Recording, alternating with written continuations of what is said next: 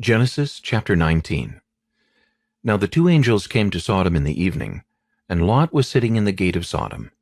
When Lot saw them, he rose to meet them, and he bowed himself with his face toward the ground. And he said, Hear now, my lords, please turn into your servant's house, and spend the night, and wash your feet. Then you may rise early and go on your way. And they said, No, but we will spend the night in the open square. But he insisted strongly. So they turned in to him and entered his house. Then he made them a feast and baked unleavened bread, and they ate. Now before they lay down, the men of the city, the men of Sodom, both old and young, all the people from every quarter, surrounded the house. And they called to Lot and said to him, Where are the men who came to you tonight? Bring them out to us, that we may know them carnally. So Lot went out to them through the doorway, shut the door behind him, and said, Please, my brethren, do not do so wickedly. See now, I have two daughters who have not known a man. Please, let me bring them out to you, and you may do to them as you wish. Only do nothing to these men, since this is the reason they have come under the shadow of my roof. And they said, Stand back. Then they said, This one came in to stay here, and he keeps acting as a judge. Now we will deal worse with you than with them. So they pressed hard against the man Lot, and came near to break down the door. But the men reached out their hands, and pulled Lot into the house with them, and shut the door.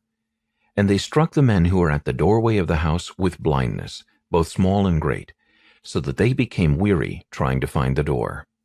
Then the men said to Lot, Have you anyone else here, son-in-law, your sons, your daughters, and whomever you have in the city? Take them out of this place, for we will destroy this place, because the outcry against them has grown great before the face of the Lord, and the Lord has sent us to destroy it. So Lot went out and spoke to his sons-in-law, who had married his daughters, and said, Get up, get out of this place, for the Lord will destroy the city. But to his sons-in-law he seemed to be joking. When the morning dawned, the angels urged Lot to hurry, saying, Arise, take your wife and your two daughters who are here, lest you be consumed in the punishment of the city. And while he lingered, the men took hold of his hand, his wife's hand, and the hands of his two daughters, the Lord being merciful to him, and they brought him out and set him outside the city.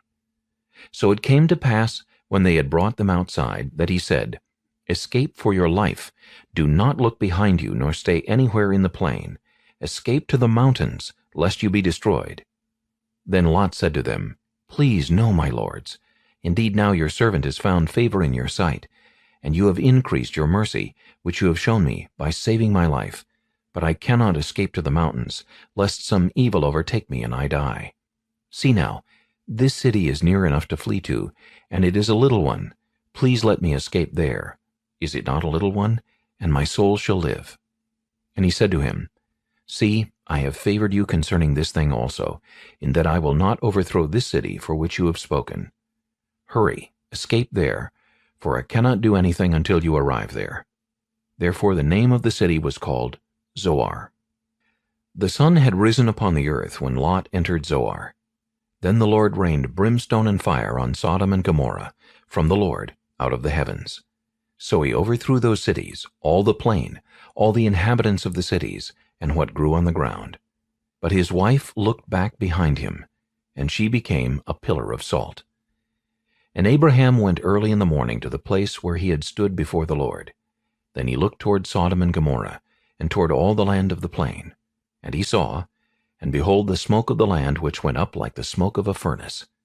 And it came to pass, when God destroyed the cities of the plain, that God remembered Abraham, and sent Lot out of the midst of the overthrow, when he overthrew the cities in which Lot had dwelt.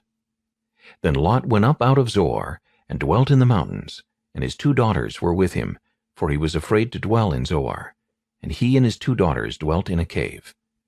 Now the firstborn said to the younger, Our father is old, and there is no man on the earth to come in to us, as is the custom of all the earth. Come, let us make our father drink wine, and we will lie with him, that we may preserve the lineage of our father. So they made their father drink wine that night, and the firstborn went in and lay with her father, and he did not know when she lay down or when she arose. It happened on the next day that the firstborn said to the younger, Indeed, I lay with my father last night. Let us make him drink wine tonight also, and you go in and lie with him, that we may preserve the lineage of our father." Then they made their father drink wine that night also, and the younger arose and lay with him, and he did not know when she lay down or when she arose. Thus both the daughters of Lot were with child by their father. The firstborn bore a son and called his name Moab. He is the father of the Moabites to this day. And the younger, she also bore a son and called his name Ben-Ammi. He is the father of the people of Ammon to this day. Genesis chapter 20. And Abraham journeyed from there to the south, and dwelt between Kadesh and Shur, and stayed in Gerar. Now Abraham said of Sarah his wife, "She is my sister." And Abimelech, king of Gerar, sent and took Sarah. But God came to Abimelech in a dream by night, and said to him, "Indeed you are a dead man, because of the woman whom you have taken, for she is a man's wife." But Abimelech had not come near her, and he said, "Lord, will you slay a righteous nation also? Did he not say to me, 'She is my sister,' and she, even she herself, said, 'He is my brother'? In the integrity of my heart and innocence of my hands I have done this." And God said to him in a dream, "Yes, I know that you did this in the integrity of your heart, for I also withheld you from sinning against me. Therefore I did not let you touch her. Now therefore restore the man's wife, for he is a prophet, and he will pray for you, and you shall live. But if you do not restore her, know that you shall surely die, you and all who are yours." So Abimelech rose early in the morning, called all his servants, and told all these things in their hearing, and the men were very much afraid. And Abimelech called Abraham and said to him, "What have you done to us? How have I offended you, that you have brought on me and on my kingdom a great sin?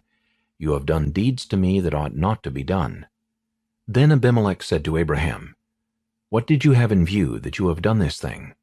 And Abraham said, "Because I thought, surely the fear of God is not in this place, and they will kill me on account of my wife. But indeed she is truly my sister. She is the daughter of my father, but not the daughter of my mother, and she became my wife.